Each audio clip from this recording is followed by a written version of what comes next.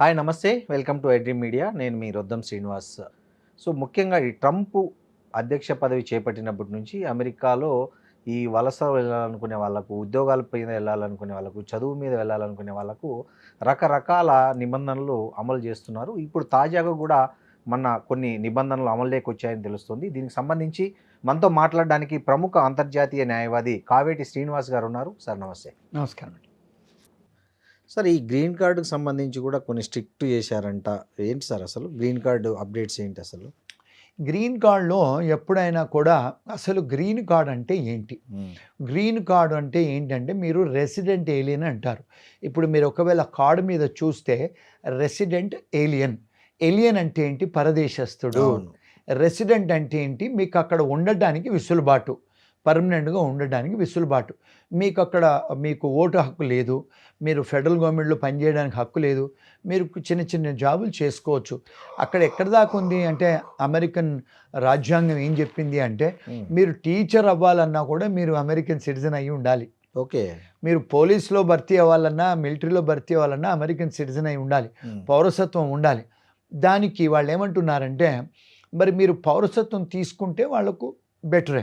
కానీ ఇప్పుడు ఈ గ్రీన్ కార్డు మీరు తీసుకొని మన దేశస్తులు మీరు అమెరికాలో, ఇండియాలో లేకపోతే వేరే దేశాలలో ఇల్లులు కట్టుకుంటారు, బ్యాంక్ అకౌంట్స్ ఆపరేట్ చేసుకుంటారు, వివిధ దేశాలలో మీరు ఇల్లులు కొనుక్కుంటారు, బిజినెస్లు పెట్టుకుంటారు. కానీ అమెరికా దేశానికి మీరు ట్యాక్సులు కట్టరు. మీరు ఊరికే అక్కడ పిల్లలకే కానీ లేకపోతే అక్కడ ఉండడానికే కానీ బిజినెస్ల కోసం చేస్తున్నారు. మీరు ఒకవేళ 180 రోజుల కంటే బయట మీ దేశాలకు, బయట దేశాలకు వచ్చేది ఉంటే మీకు అక్కడ ఉండే డొమిసైల్ అంటే మీకు ఇంటెంట్ టు లివ్ అనేది లేదు, ఇంటెన్షన్ లేదు ఆ దేశానికి. అందుకని చెప్పి వాళ్ళు 180 రోజుల తర్వాత ఎవరన్నా వస్తే ఎయిర్పోర్ట్లలో ఆపేసి వాళ్ళ గ్రీన్ కార్డులు క్యాన్సిల్ చేసి పంపించేస్తున్నారు. ఓకే. ఇంకా చాలా స్ట్రిక్ట్ చేస్తున్నారు, అంటే డే బై డే. ఓకే. ఈ గ్రీన్ కార్డ్ బ్యాక్లాగ్ కూడా చాలా ఎక్కువ ఉందని వింటున్నాం సార్. అది ఎట్లా? ఎందుకు అంటే అక్కడికి వచ్చేవాళ్ళు 190 దేశాల నుంచి వస్తారండి. అవును. చాలా ఎక్కువగా వచ్చేవాళ్ళు చైనా వాళ్ళు, చాలా ఎక్కువగా వచ్చేవాళ్ళు ఫిలిపీన్స్, చాలా ఎక్కువగా వచ్చేవాళ్ళు ఇండియన్స్, మెక్సికన్స్ అండి. వీళ్ళే మెజారిటీ నంబర్స్ అన్నట్టు. ఓకే. ఎందుకు అంటే వాళ్ళ దేశంలో వాళ్ళు కొంత పర్సంటేజెస్ ఇచ్చారు. అంటే ఒక్కొక్క దేశానికి ఇంత పర్సంటేజ్ దేశస్తులే మా దేశంలో ఉండాలని. అమెరికాలో ఇండియన్స్ చాలా ఎక్కువ మంది ఉన్నారు, స్టూడెంట్సే కానీ, వర్క్ పర్మిట్సే కానీ, వ్యాపారస్తులే కానీ, ఇల్లీగల్గా వచ్చేవాళ్ళు. అలాగే చైనీస్ కూడా ఉన్నారు, అలాగే ఫిలిపీన్స్ ఉన్నారు, మెక్సికన్స్ ఉన్నారు. ఈ 4 దేశస్తుల వాళ్ళకే అంటే దగ్గర ఇప్పుడు ఇండియన్స్కు 100 సంవత్సరాలు వెయిట్ చేయాలి గ్రీన్ కార్డ్కి అని చెప్పి పెట్టారు. ఎందుకంటే కోటా అంటారు దీన్ని, కోటా వరకు మీకు ఇంతే కోటా, మీ దేశంకి ఇంతే కోటా. మరి ప్రపంచవ్యాప్తంగా వాళ్ళు ఇవ్వాలి కదండి గ్రీన్ కార్డు. మరి 190 దేశాలలో 160 దేశాలు, 170 దేశాలు వాళ్ళు వస్తే మరి ప్రతి దేశాన్ని న్యాయం చేకూర్చాలి కదా. మరి ఇండియన్స్కు, చైనీస్కు, మెక్సికన్కు, ఫిలిపిన్ వాళ్ళకి ఇస్తే ఎలాగా? అందుకని కోటా సిస్టమ్ పెట్టారు. ఆ కోటా సిస్టంలో కూడా ఏం పెట్టారు? హైటెక్ ప్రొఫెషనల్స్ కొంత పర్సంటేజు, ఎంబీఏ, ఎంఎస్ చేసిన వాళ్ళు కొంత పర్సంటేజు, మరి బ్యాచులర్స్ చేసి వచ్చేవాళ్ళు కొంత పర్సంటేజు, మరి మామూలు అదర్ వర్కర్స్కి వస్తే కూడా ఇవ్వాలి కదా. మరి పొలిటికల్ అసైన్ల వాళ్ళకి ఇవ్వాలి, వ్యాపారం పెట్టే వాళ్ళకి ఇవ్వాలి. సో కోటా వైజ్గా వాళ్ళు డిస్ట్రిబ్యూట్ చేశారు గ్రీన్ కార్డు. మన వాళ్ళు ఎక్కువ వస్తున్నారు కనుక మన వాళ్ళ వెయిటింగ్ పీరియడ్ 20-30 years. అంతేగాని డిస్క్రిమినేషన్ ఏం కాదండి. సో అప్పటి లోపల ఎంతమంది ఉంటారో ఎంతమంది పోతారో కదా. కరెక్ట్. అందుకనే ఇప్పుడు ఈయన వచ్చిన తర్వాత కాస్త స్ట్రిక్ట్గా అమలు చేస్తున్నాడు. సో స్టూడెంట్స్ని కూడా బయట ఎక్కడైనా ఉద్యోగాలు చేస్తే అరెస్ట్ చేస్తున్నారు. H1B ఎంప్లాయర్స్ కూడా ఆడిట్ చేస్తున్నాడు. అంటే ఎవరైతే H1B అబ్యూస్ చేసి తీసుకొస్తారో, ఇప్పుడు చాలామంది ఐటీ కంపెనీ వాళ్ళండి ఐటీ కంపెనీ ఉద్యోగంలో తీసుకొస్తారు మన ఇండియన్ దేశీయులు. తీసుకొచ్చిన తర్వాత ఇండియన్ రెస్టారెంట్స్ పెట్టుకుంటున్నారు, అందులో ఉద్యోగాలు చేయిస్తున్నారు రెస్టారెంట్ వెయిటర్గా. మరి ఇమిగ్రేషన్ వాడు వచ్చి మిమ్మల్ని అడిగితే మీరు ఏంటంటే నేను హైటెక్ ప్రొఫెషనల్ H1Bలో వచ్చాను అని చెప్పి మీరు ఐటీ ఉద్యోగం చేయాల్సింది పోయి మీరు రెస్టారెంట్లో పనిచేయడము, లేకపోతే హోటల్లో పనిచేయడము, మన ఇండియన్ గ్రాసరీలో పనిచేయడం అంటే తప్పు కదండి. మరి అది మీరు $80, $60 గంటకి ఇస్తానని చెప్పి తీసుకొచ్చి పని మనుషుల్లాగా $15 ఇస్తే H1B అబ్యూస్ కదా, అది నేరం కదా. అందుకని మన వాళ్ళు చేసే కూడా తప్పులు ఉన్నాయి. కానీ ఇక్కడి నుంచి వచ్చేవాళ్ళు వాళ్ళకి ఇవన్నీ తెలియక అక్కడికి వచ్చి ఇరుక్కుపోతారు, మరి వెనక్కి రాలేరు, అక్కడ ఉండలేరు.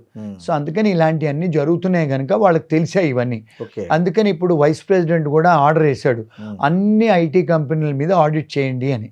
ఇప్పుడు అందరినీ కూడా పట్టుకుంటున్నారండి. ఓకే సార్, ఇంకోటి మీరు మీ సర్వీసెస్ను అక్కడ అమెరికాతో పాటు ఇండియాలో ముఖ్యంగా మన హైదరాబాద్లో ఆల్రెడీ మీది కొద్ది దిల్సుఖ్ నగర్లో ఉంది, ఇప్పుడు రెండో బ్రాంచ్ కూడా ఇక్కడ బంజారా హిల్స్లో ఓపెన్ చేశారు. అసలు ఏంటి సార్, ఎలాంటి సర్వీసులు ఉంటాయి మీ ఆఫీస్లో, ఎవరు మిమ్మల్ని అప్రోచ్ కావచ్చు?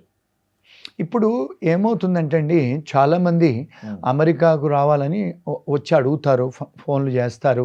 యూకేలో కూడా మాకు ఆఫీస్ ఉంది కనుక యూకే కూడా చేస్తారు. ఈ మధ్యకాలంలో మీరు చాలా నందు కేస్ లాంటి బోర్డని కుంభకోణాలు విన్నారు. యూకేలో కూడా పరిస్థితి అసలు బాగాలేదు. ఆస్ట్రేలియాలో కూడా వాళ్ళు పెంచేశాడు, అంటే పాయింట్ సిస్టమ్ పెంచేశాడు, మీకు ఇంగ్లీష్ రావాలి అవి ఇవి రావాలని. కెనడా వాళ్ళు కూడా ఇప్పుడు క్లోజ్ చేశారు. ఇప్పుడు అంటే ఇమిగ్రేషన్ చాలా మటుకు క్లోజ్ చేశారు. ఎందుకు క్లోజ్ చేశారంటే అన్ఎంప్లాయ్మెంట్ వల్ల ఒకటి, రెండోది మన వాళ్ళు చేసే కుంభకోణాల వల్ల, మూడోది ఏంటంటే ఇప్పుడు అక్కడ ఏమైపోయిందంటే ఇక్కడలాగా ఇప్పుడు ఎట్లయితే మా కేసీఆర్ గారు ఫీలింగ్ తీసుకొచ్చి పంపించారో సేమ్ ఇప్పుడు అక్కడ లోకల్ ఫీలింగ్ ఎక్కువ అయిపోయింది. అంటే మేము లోకల్ వాళ్ళకి మాకు ఉద్యోగాలు రావట్లేదు, గొడవలు అవుతున్నాయి. నాలుగోది ఏంటి అంటే ప్రపంచవ్యాప్తంగా ఈ ముస్లిమ్స్ ఏదైతే వచ్చేసి వాళ్ళ మాస్కులు పెట్టేసి ఇప్పుడు జర్మనీలో యూరోప్లో వాళ్ళు ఏం చేస్తున్నారు, అన్ని మాస్కులను కూలగొట్టేసి ముస్లింని వెనక్కి పంపించేస్తున్నారు.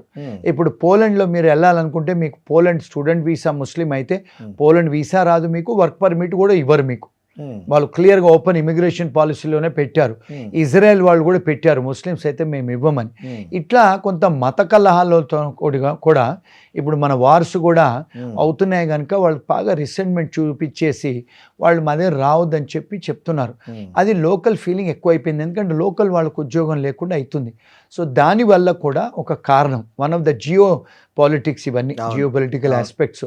ఇప్పుడు చాలామంది ఏం చేస్తున్నారంటే ఏషియాలో జపాన్కి వెళ్తున్నారు, ఎందుకంటే జపాన్లో ఓల్డ్ ఏజ్ పీపుల్ 90 సంవత్సరాలు 100 సంవత్సరాల దాకా ఉంటున్నారు, ఎందుకంటే అక్కడ ఉన్న లివింగ్ కండిషన్స్ బాగున్నాయి. అందుకని ఇప్పుడు చాలామంది జపాన్కి వెళ్తున్నారు, జర్మనీకి వెళ్తున్నారు అంటే భాష నేర్చుకొని, మాల్టాకి వెళ్తున్నారు అంటే యూరోప్ దేశాలకు వెళ్తున్నారు మన స్టూడెంట్స్. అక్కడ కూడా వర్క్ పర్మిట్స్ దొరుకుతున్నాయి. ఇప్పుడు ఈ మధ్యకాలంలో నిన్న ఒకరు వచ్చారు మన ఆఫీస్లో, చైనాలో ప్రొఫెసర్, ఆమె తెలుగు ఆవిడ. మరి చైనాలో ఎలా ప్రొఫెసర్ అంటే ఇంగ్లీష్ నేర్పిస్తుందంట తను. అంటే చైనా కూడా వెళ్తున్నారు చాలామంది ఇండియన్ ప్రొఫెషనల్స్. మరి ఇది ఎంతమంది తెలుసండి, తెలియదు కదా. సో ఇవన్నీ తెలపడానికి మేము ఏఐ సెంటర్ పెట్టాం, ఆర్టిఫిషియల్ ఇంటెలిజెన్స్ సెంటర్ పెట్టాం బంజారా హిల్స్లో. ఎవరైనా ఎక్కడికైనా వెళ్ళాలి, కరెక్ట్ అండి, సాగర్ సొసైటీ డౌన్ లో కరెక్ట్ మీ ఆఫీస్ ఉంటుంది. అవునండి. ఓకే, వాళ్ళు ఎవరైనా వచ్చి తెలుసుకోవచ్చు. నిన్న జాపనీస్ వాళ్ళు వచ్చారు, ఇప్పుడు నెక్స్ట్ వీక్ వాళ్ళు వేరే ఫారిన్ లాయర్స్ వస్తున్నారు, ఇంకా చాలామంది ఫారిన్ లాయర్స్ కూడా తీసుకొస్తున్నాము, వాళ్ళతో కొలాబరేషన్ కూడా చేశాము. ఎందుకంటే ఏఐ అని ఎందుకు పెట్టామంటే, కావేటి ఏఐ లా ఫర్మ్ ఎందుకు పెట్టామంటే, ఇప్పుడు మనం నిజంగా ఒక లాయర్తో మాట్లాడాలంటే $500 అవుతుంది ఒక లాయర్తో మాట్లాడంటే. ఇప్పుడు మేమేం చేసామంటే సోఫియా అనే మేము కూడా సబ్స్క్రైబ్ చేసుకున్నాం ఒక రోబో లాయర్తోని. ఇప్పుడు ఆ రోబో లాయర్తో కూడా మేము కన్సల్టేషన్ చెప్పిస్తాం అమెరికా నుంచి. సో అప్పుడు $50 $100 అవుతుంది, అందుకని పెట్టాం ఏఐ ఫర్మ్ అని. నైస్ సార్, చాలా బాగుంది మీ కాన్సెప్ట్, చాలా బాగుంది. అదే హైదరాబాద్లో నాకు తెలిసి ఫస్ట్ ఏఐ రోబో లాలో పెట్టింది మీ ఫర్మే అనుకుంటున్నాను. అవునండి, ఇండియాలోనే ఫస్ట్. నిన్న ఆల్ ఇండియా రేడియో వాళ్ళు నేషనల్ న్యూస్లో ఇచ్చారు మాది. గ్రేట్ అండి, ఇక్కడ పెట్టారు ఇప్పుడైతే బంజారా హిల్స్. అవును sir. Nice, very nice sir. Thank you అండి, థ్యాంక్ యూ వెరీ మచ్.